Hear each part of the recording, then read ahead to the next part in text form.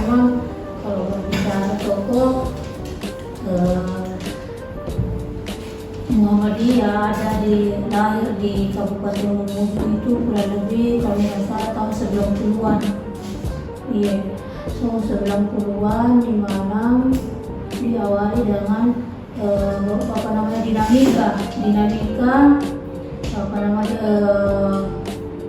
pergerakan karena Muhammadiyah dalam mindset atau pemikiran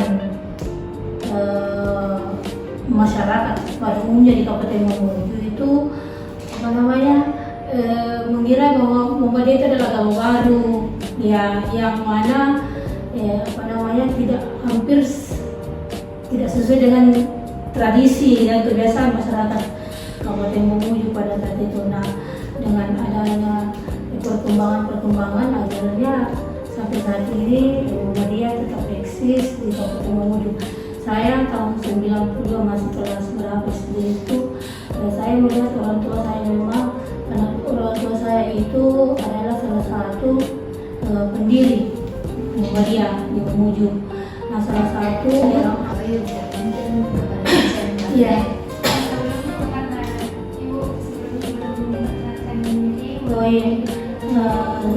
sebenarnya memang cocok, ini adalah bunda saya di rumah, tapi kalau mau wawancara dengan bunda itu harus sore nih, karena kan dia lagi kalau di rumah kan sendiri, jadi mungkin kalau tiba-tiba didatangi biasa kaget tuh. Iya, apalagi kan sendiri kan, ayah saya sudah meninggal almarhum, jadi sendiri, jadi nanti pulang baru bisa wawancara malam karena saya kan sore baru pulang dari kantor. Iya, jadi perkenalkan nama saya tidak apa-apa, wakil orang tua saya. Nama saya Indayanti Musawara SKMSI. Saya juga dulu lama dosen di Maju dan setia dulu 2002 sampai 2024, karena adanya regulasi atau adanya kebijakan bahwa IDK itu diistirahatkan istilahnya atau istirahat. Jadi kami itu mengikuti kebijakan itu dan tidak melakukan sesuatu hal yang melawan, karena memang aturan. Saya menggeluti Muhammadiyah di Mulai dan IPN. Saya ikut pengkaderannya itu tahun 95.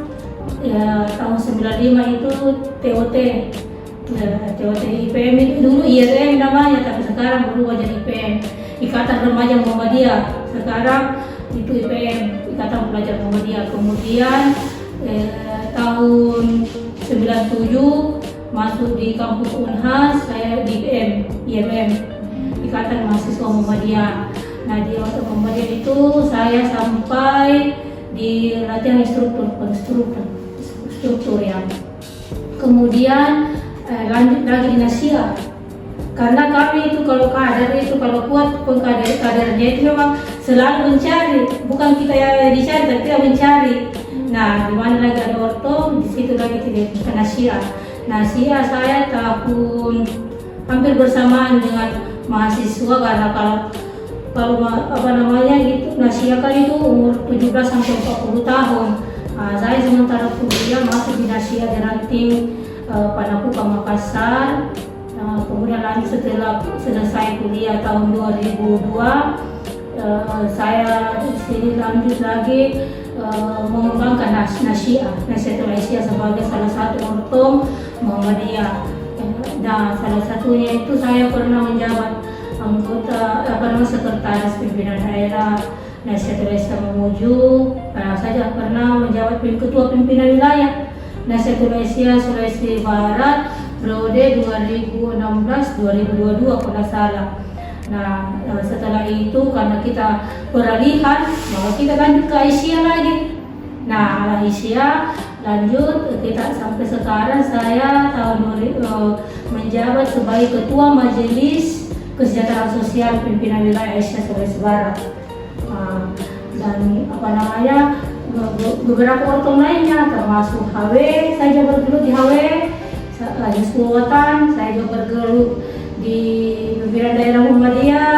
Pokoknya dimanapun juga kalau kita dibutuhkan tenaga dan pikiran, kami selalu siap untuk membakti, karena kader itu bukan nanti disuruh, tapi kalau kita kader itu ada penggerak perserikatan. Jadi dimanapun kita dibutuhkan, kita siap untuk mengabdi. Ya, karena saya katakan tadi bahwa kalau jiwa kemuhammadiyaan saya itu sudah ada sejak dari diri, jadi kuat sekali, ya kuat sekali itu. Ya itu mungkin. Ya, Bu. Mungkin pertanyaan pertama itu dari pertanyaan yang dasar. Yang pertama yaitu, menurut Ibu apa makna menjadi kader Muhammadiyah? Ya, menjadi kader Muhammadiyah itu bukan sekedar bagaimana dia memenuhi saja kan di pengkaderan di Muhammadiyah itu banyak tingkatannya. Ya contoh kalau menjalankan IMM dan satu, tapi bukan itu sebenarnya tujuan utama dari kader itu. Tapi kader itu bagaimana dia mampu menjadi penggerak. Nah, menggerakkan orang melakukan sesuatu, berkegiatan supaya dia nampak bahwa memang dia adalah pelangsung dan penyempurna amal usaha Muhammadiyah. Nah, mahasiswa ini sekarang diharapkan bahwa sangat berperan penting, berperan besar, memberikan peran besar dalam bagaimana dia memajukan ini perserikatan dan amal usaha. Ya, amal usaha Muhammadiyah itu kan banyak. Nah, salah satunya itu kan di kampus maju. Nah, jadi dia adalah penyempurna. Jadi kader itu tercermin dari bagaimana dia mampu menjadi penggerak, intinya penggerak dulu, mampu menggerakkan, bagaimana dia bisa bekerja, memperlihatkan kemampuan yang ada dalam dirinya. Ya, bukan disuruh, bukan nanti ada anggaran atau dananya baru mau bergerak. Nah, karena berkegiatan atau melakukan pengkaderan di usaha Abadi Muhammadiyah itu memang kita yang bergerak, kita yang melakukan itu. Nah, bagaimana dalam pengkaderan itu, karena kita penggerak, maka kita melakukan sesuatu untuk beramal ma'ruf nahi munkar, berlomba-lomba mencari kebaikan dan mencegah dalam sesuatu. Nah, karena makna dari surah Al-Imran ayat 4 itu dikatakan bahwa kita disuruh bergerak, disuruh melakukan kebaikan dan mencegah segala perbuatan yang jahat. Jadi jadi memaknai itu kader itu adalah penggerak. Dia ada penggerak. Ya, jangan nanti isi ada penggerak. Bagaimana nih mau ditinggalkan? Mau dibikin. Disitulah apalagi kalau kalian mahasiswa. Bagaimana dengan IPM dulu kami dulu IPM tidak ada sekali, tapi dengan modal dan tekad yang kuat, akhirnya setiap pengkaderan dapat dilalui karena keinginan kita kan bersama. Ya itu.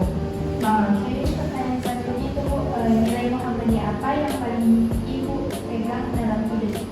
Nah, nilai-nilai yang ada dalam Muhammadiyah yang sejak saya adalah jiwa yang pertama itu disiplin. Ya, disiplin. Kenapa? Karena itu dituangkan di dalam bagaimana saya dalam lingkungan keluarga, orang tua saya memang mengajarkan disiplin. Itu disiplin. Kemudian kenapa disiplin? Karena kalau kita disiplin, insya Allah semuanya ikut belakangnya. Menurut saya tepat waktu dalam sholat, tepat waktu dalam bekerja, tepat waktu dalam ke kampus, sekolah, itu sifat disiplin. Itu yang menonjol, yang paling utama. Yang kemudian adalah istiqomah. Kenapa kita harus beristiqomah? Karena kita tahu bahwa bermuhammadiyah itu adalah amal ma'ruf nahi munkar. Nah, untuk mempertahankan sifat istiqomah itu di tengah, apalagi sekarang ini kan sulit. apalagi banyaknya pergerakan organisasi mahasiswa yang memang plural, maksudnya banyak dua-dua, sehingga disitulah bagaimana peranan kita sebagai kader Muhammadiyah itu memang harus istiqomah. Kalau sudah masuk dalam lingkungan bermuhammadiyah, ya tetap harus istiqomah. Ya, apa-apa yang dilakukan atau pada sudah semua pengkaderan kan? Sudah ikut dana 1? Oh, belum. Saya berapa? Hah? Belum masuk pengkaderan. Makanya Anda saya lihat dari Bali bengong-bengong karena tidak pernah kader kan? Ya, makanya kalau kita masuk di kader Muhammadiyah itu kita paham apa yang diajarkan di dalam pengkaderan itu, baik dana 1 sampai tingkat atasnya, karena ada 2 tingkatannya dalam pengkaderan itu. Nah, tapi intinya bahwa yang ada disiplin, istiqomah, kemudian yang paling utama adalah senantiasa bersedekah.